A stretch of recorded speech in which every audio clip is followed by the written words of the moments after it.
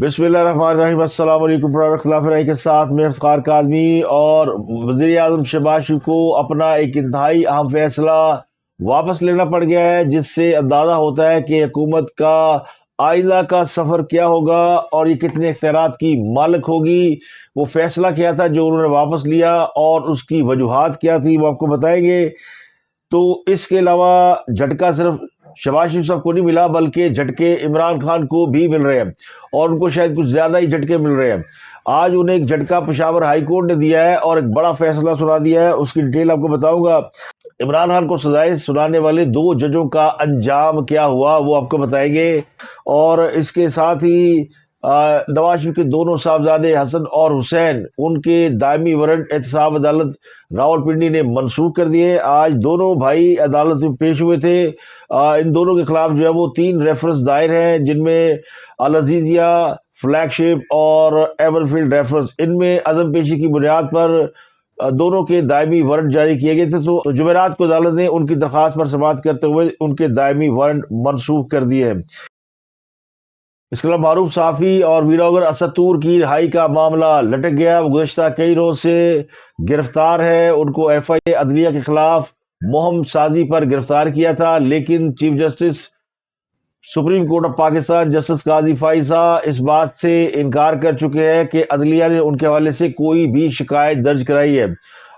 یہ کہا گیا تھا کہ اسد طور نے چیف جسٹس کے خلاف مہم چلائی، ان کے اوپر یعنی ان کے فیصلوں کے اوپر تنقید کی، اور بعض جو انڈر ٹرائل مقدمات ہیں ان کو انہوں نے اپنی ڈسکشن کا حصہ بنایا، لیکن چیف جسٹس اور سپریم کورٹ آف پاکستان کے رجسٹرار کی طرف سے واضح انکار کے بعد اس بات کا امکان تھا کہ اسد طور کو رہا کر دیا جائے گا، لیکن ان کے جو تفتیشی افسر ہیں وہ آج عدالت پیش نہیں ہوئے، وہ بیمار ہو گئے۔ اسد طور کے کیس کی جو سماعت کر رہے ہیں وہ ہمایوں دلاور کر رہے ہیں۔ جج ہمایوں دلاور وہ جج ہیں جنہوں نے عمران خان کو توشہ کیس میں 3 سال کی سزا سنائی تھی۔ تو اب جج صاحب نے تفتیشی افسر کے بیمار ہونے اور عدالت میں نہ آنے کی وجہ سے اس کیس کی سماعت جو ہے وہ پیر تک کے لیے ملتوی کر دی ہے، تو اسد طور جو ہے وہ پیر تک مزید ایف آئی اے کی تحویل میں رہیں گے۔ اس کے علاوہ تحریک انصاف کو آج ایک اور بڑا جھٹکا لگا ہے۔ قومی اسمبلی میں ان کی ایک نشست کم ہو گئی ہے۔ گجرانوالہ N81 سے پی ٹی آئی کے جو امیدوار ہیں رانا بلاول اعجاز، یہ قومی اسمبلی سے منتخب ہوئے تھے۔ انہوں نے اسپیکر اور ڈپٹی اسپیکر کے انتخابات میں حصہ بھی لیا اور وزیر اعظم کے انتخاب میں حصہ لیا۔ اب دوبارہ گنتی میں یہ ہار گئے ہیں اپنے مد مقابل امیدوار اظہر قیوم نارا کے ساتھ۔ یہ مدثر قیوم نارا کے بھائی ہیں اور یہ بڑے معروف سیاستدان ہیں۔ گجرانوالہ کی سیاست میں ان کا کافی عمل دخل ہے۔ رانا بلال کو عام انتخابات میں 3866 ووٹ کی برتری حاصل تھی، لیکن دوبارہ کاؤنٹنگ میں وہ 4000 ووٹوں کی لیڈ سے ہار گئے ہیں۔ کل پی پی 100 فیصل آباد کی بھی ایک سیٹ کا رزلٹ آیا اور وہاں بھی مسلم لیگ نون کا امیدوار دوبارہ گنتی میں جیت گیا۔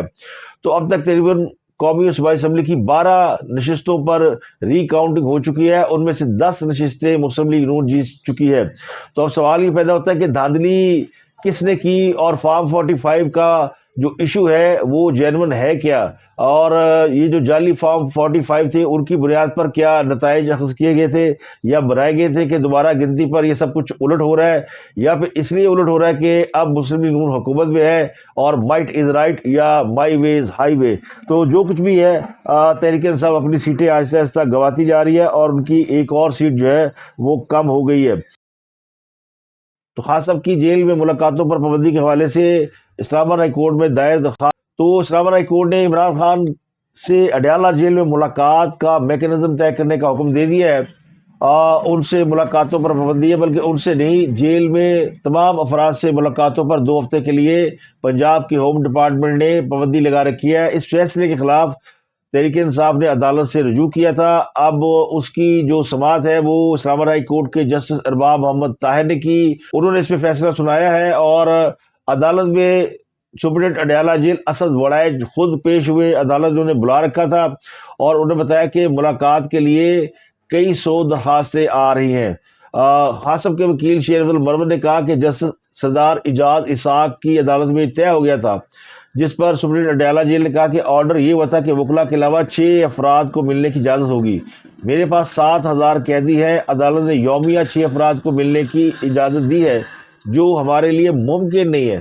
جسٹس ارباب طاہر نے سپریم اڈیالہ جیل سے مطالبہ کرتے ہوئے کہا کہ آپ روز کسی نئے اعتراض کے ساتھ آ جاتے ہیں۔ جیل سپرنٹینڈنٹ نے آج عدالت کو یہ بتایا کہ ہر آدمی آ کے جیل کے باہر کھڑا ہو جاتا ہے اور کہتا ہے میں وکیل ہوں، ملاقات کرنی ہے، سماعت پر 20 وکیل اکٹھے ہو جاتے ہیں تو ہماری بڑا مشکل ہو جاتا ہے۔ عدالت نے 4 وکلاء کو عمران خان سے ملاقات کرانے کا حکم دیا اور اس موقع پر سرکاری وکیل نے استدعا کی کہ عدالت وکلاء کو ہدایت کرے کہ بانی پی ٹی آئی سے ملاقات میں وہ صرف اپنے کیسز پر بات کرے۔ جو وکلاء ارکان اسمبلی بھی منتخب ہوئے اور ملاقات میں سیاسی امور پر گفتگو نہ کرے، جس پر عدالت نے کہا کہ آپ اتنی گہرائی میں نہ جائیں اور جا کے وکلاء کی ملاقات کرائیں، چھٹی کرو۔ تو اس ایک باریک نقطے کو اگر آپ سمجھیں تو یہ وہی معاملہ ہے جہاں پہ عمران خان صاحب اپنے وکلاء کو سیاسی ایجنڈا دیتے ہیں اور باہر آ کر اس کو امپلیمنٹ کرتے ہیں۔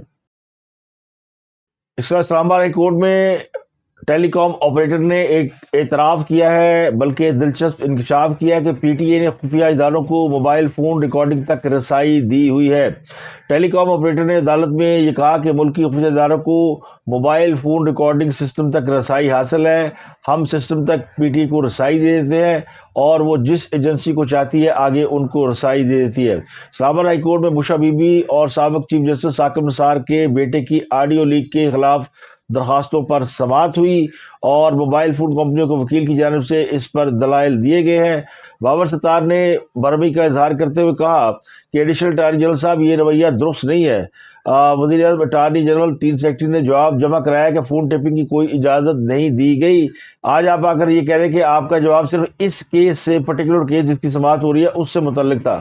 تو جسٹس ستار نے کہا کہ آپ سے بار بار یہ بات پوچھی ہے کہ اگر کوئی سسٹم موجود ہے تو عدالت کے سامنے رکھے۔ وفاقی حکومت نے تو یہ بھی لکھا ہے کہ وہ ان چھوٹے معاملات میں مداخلت ہی نہیں کرتے، اگر کسی نے غلط رپورٹ جمع کرائی ہے تو نتائج بھگتنا ہوں گے۔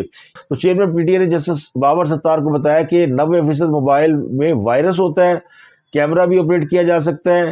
اسرائیل کی کمپنی نے پیگاسس سافٹ ویئر بنایا ہے جو موبائل کو یعنی متاثر کرتا ہے اور یہ مشکل کام نہیں، 1 منٹ لگتا ہے اور موبائل ہیک کیا جا سکتا ہے۔ تو جسٹس بابر ستار نے پوچھا کہ کوئی آپ کے ڈیٹا اسٹریم میں جاتا ہے اور کیا ٹیلی کام آپریٹر کو انوالو کیے بغیر یہ سسٹم استعمال کیے جا سکتے ہیں، اور اس کی فون ٹیپنگ کی جو متعلقہ اور مجاز ایجنسی ہے وہ کون سی ہے؟ تو ٹیلی کام آپریٹر کے جو وکیل تھے انہوں نے کہا ہمیں نہیں معلوم، جہاں پی ٹی ہمیں کہتی ہے ہم وہاں یہ سسٹم لگا دیتے ہیں۔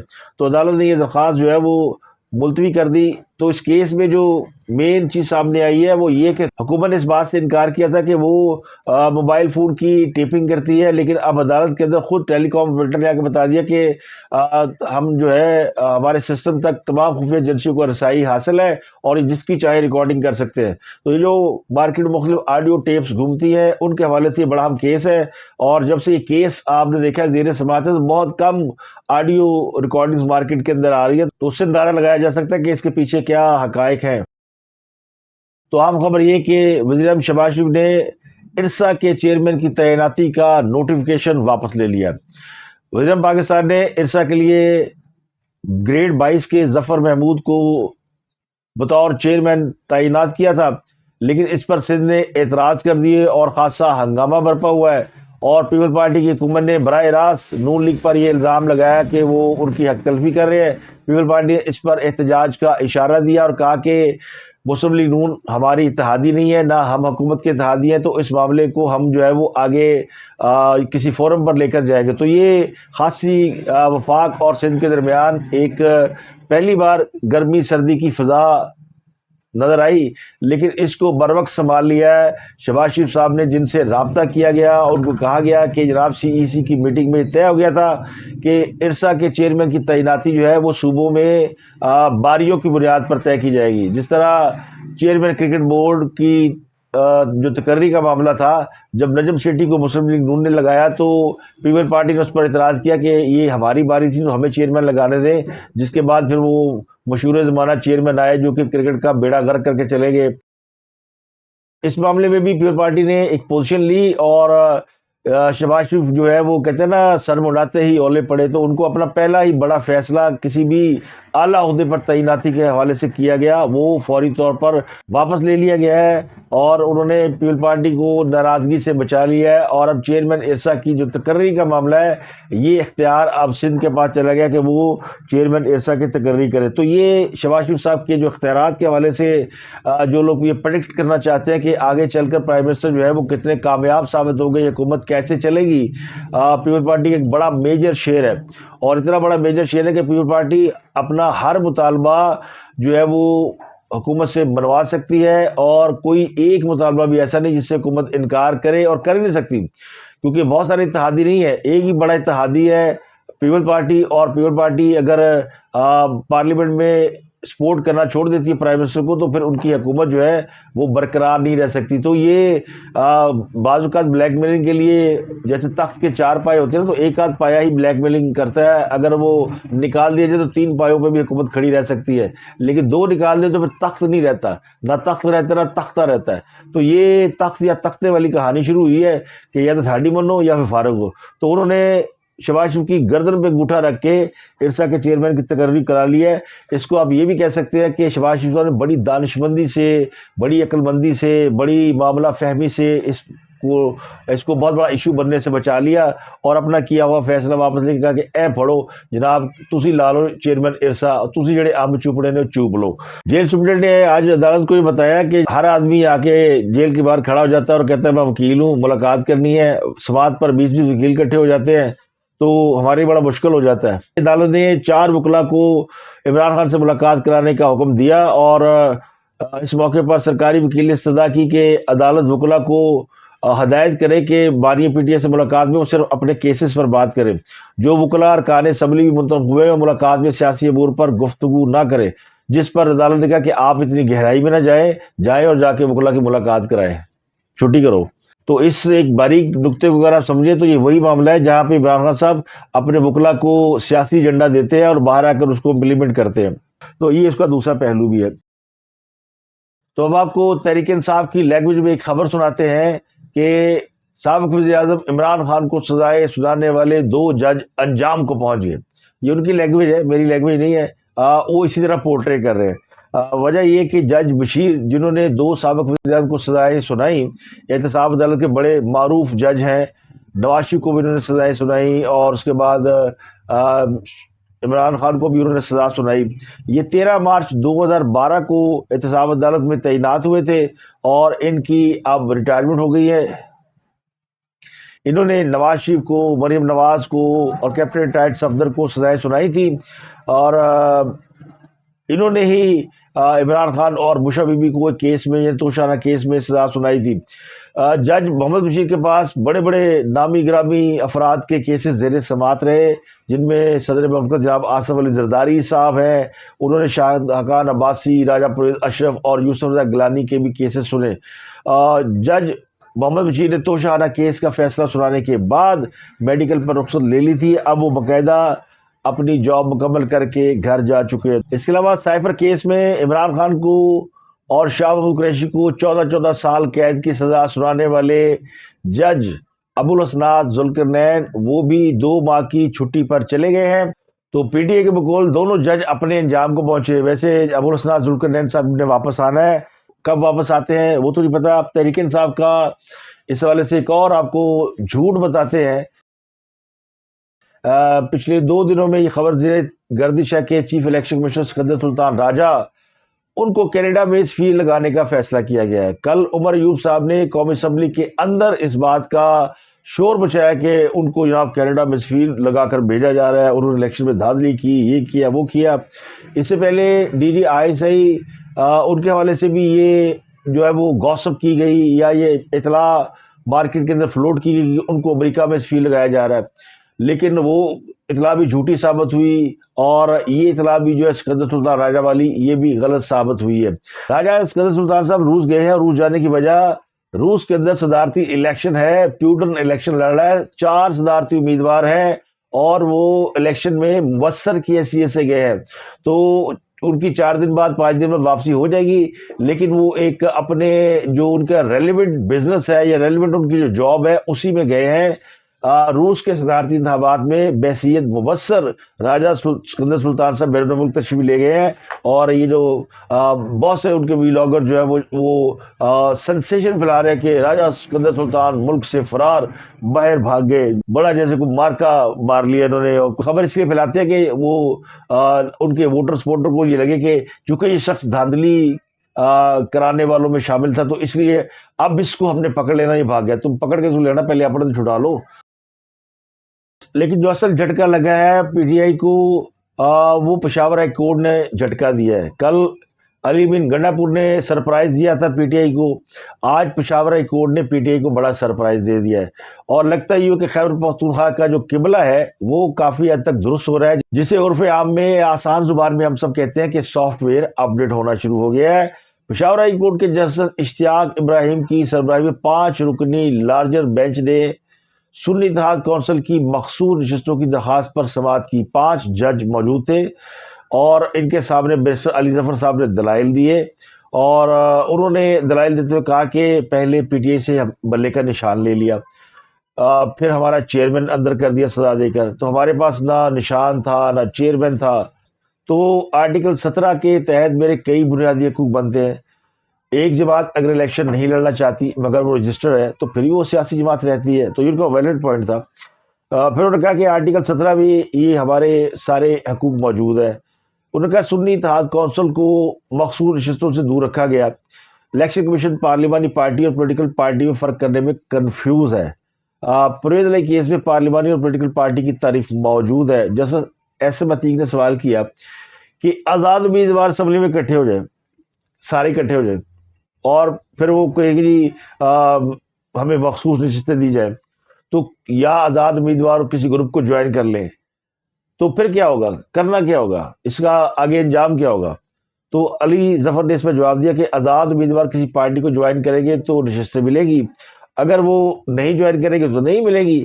تو عدالت نے کہا کہ مخصوص نشستیں تب ملتی ہیں جب سیاسی جماعتوں نے سیٹ جیتی ہو. سنی اتحاد کونسل نے تو الیکشن ہی نہیں لڑا، آپ نے سیٹ جیتی نہیں تو آزاد امیدوار بھی آپ کو جوائن نہیں کر سکتے. آپ نے ایسی پارٹی کو جوائن کیا جس نے کوئی سیٹ نہیں جیتی. یہ عدالت نے بڑا یعنی کہتے نا منجی ٹھوکتی. یہی بات میں کر رہا ہوں بار بار. قانونی طور پہ تو بڑی غلطی انہوں نے کر دی کہ خود الیکشن میں حصہ نہیں لیا اور آزاد امیدواروں کو اپنی جماعت کا حصہ بنا لیا. تو عدالت نے بہرحال سیدھا یہ کہا کہ جناب یہ کوئی بڑا معاملہ ہے نہیں. ایک تو ہماری جوڈکشن نہیں بنتی، ہمارا جو اختیار ہے کے پی کے کا وہ ہے. تو عدالت نے جناب کا متفقہ طور پر 5 ججوں نے، ایک جج نے بھی اختلاف نہیں کیا، متفقہ فیصلہ یہ دیا ہے کہ جناب سنی اتحاد کونسل ان مخصوص نشستوں کی دعوے دار اور حقدار نہیں ہے. اب یہ فیصلہ پہنچ گیا ہے اڈیالہ جیل، اور عمران خان چھت پہ چھلانگے مار رہے ہیں. ذرائع کہتے ہیں کہ بڑے غصے میں ہیں. ان کو یہ بالکل توقع نہیں تھی کہ پشاور ہائی کورٹ ان کے خلاف فیصلہ دے گا، کیونکہ پشاور ہائی کورٹ تو مشہور ہے نا خان صاحب کو فیسیلیٹیٹ کرنے میں، اور کئی انہوں نے سویپنگ سٹیٹمنٹ دی ہے، کئی بلینکٹ ضمانتیں دی ہیں انہوں نے، اور پوری طرح ایک انہوں نے ثبوت دیا پشاور ہائی کورٹ نے، ایک اپنا جیسچر شو کیا کہ ان کا رجحان کس جانب ہے. لیکن اب یوں لگتا ہے کہ خیبر پختونخوا میں جو ہے وہ سینس پرویل کرنا شروع ہو گئی، سمجھ آنی شروع ہو گئی پشاور ہائی کورٹ کو بھی، پشاور کے وزیر اعلیٰ کو بھی، کہ جناب ہم جا کدھر رہے ہیں، ہو کیا رہا ہے، ہمیں تو استعمال کیا جا رہا ہے. تو پشاور ہائی کورٹ نے اس معاملے میں استعمال ہونے سے انکار کر دیا ہے. کوئی ایک جج بھی عمران خان کے حق میں یا سنی اتحاد کونسل کو سیٹیں دینے کے حق میں قانونی اور آئینی طور پر ثابت کیا گیا کہ یہ ان کی سیٹیں نہیں بنتی ہو. اب جائیں سپریم کورٹ یا الیکشن کمیشن یا کہیں اور، تو اس فیصلے کے بعد تو مجھے نہیں لگتا کہ وہ جو پی ٹی آئی کا خواب تھا مخصوص نشستیں لینے کا وہ پورا ہو سکے گا. تو یہ ان کو ایک بہت ہی بڑا جھٹکا دیا ہے پشاور ہائی کورٹ نے، اور ایسے کئی جھٹکے عمران خان صاحب کی زندگی میں اور آنے والے ہیں. تحریک انصاف لوگوں کی کیا زندگی ہے، یعنی جتنا عمران خان نے اپنے کارکنوں کو، ورکروں کو ڈرا کے، دوڑا کے اور ان کو ہراساں کیا ہے، کسی جماعت نے نہیں کیا. کسی جماعت کو اتنا ہیجان نہیں ہے کہ سارا لیڈر آج پڑھا جائے گا، کل مارا جائے گا، پرسوں فلانے کو یہ کر دیا جائے گا. ایسا کسی جماعت میں نہیں ہوتا. لیکن انہوں نے ایسی اپنی جو ووٹر سپورٹر ہے اس کے ساتھ اتنا ان کے ذہنوں کو اتنا قابو کیا ہوا ہے، اور ہر وقت ہیجان میں مبتلا رکھتے ہیں. तो अब इन वोटर सपोर्टर को ही माफ़ी मांग लेनी चाहिए, तो इन वोटर सपोर्टर को भी माफ़ी मांग लेनी चाहिए। इसके अलावा बड़ी खबर एक और है, IMF के साथ पाकिस्तान के मुज़ाकरात शुरू हो गए हैं और पाकिस्तान को फ़िलहाल जो 1.1 अरब डॉलर की इमदाद की जो किस्त है उसके हवाले से मामला तय करने हैं और इम्कान ये है कि ये पाकिस्तान को मिल जाएगी। इसके अलावा पाकिस्तान एक लॉन्ग टर्म मुआहदे के लिए IMF के वफद के साथ खज़ो खाल तय करने जा रहा है। लेकिन अच्छी खबर एक सर्वे रिपोर्ट में सामने आई है जिसमें पाकिस्तानियों को ये उम्मीद है कि हालात बेहतर होंगे, तो पुर उम्मीद पाकिस्तानियों की शरह में 10% इजाफा हो गया है। तो चले ज़्यादा नहीं, लेकिन जितना भी हुआ है वो बेहतरी की जानिब जा रहा है। यानी पाकिस्तानियों के ख्याल में आगे जो हालात हैं, यानी माली हालात पाकिस्तान के और पाकिस्तान के अवाम के सबके बेहतर होने की तवक्को जो है वो पैदा हुई है, होप पैदा हुई है बड़े अरसे के बाद। वरना तो जेल में बैठ के लोग पाकिस्तान को श्रीलंका बनाने की ख्वाहिशात का इजहार कर रहे हैं। तो पाकिस्तान को श्रीलंका बनाने का ख्वाब देखने वालों के या ऐसी बातें करने वालों के मुंह में खाक। पाकिस्तान जो है इंशाल्लाह तरक्की करेगा। तब तक के लिए इतना ही, अपना और गिरदुनवा के लोगों का। तो अब तक के लिए इतना ही, आपसे मुलाकात होती है अगले व्लॉग में। अपना गिरदुनवा के लोगों का बहुत ख्याल रखिएगा।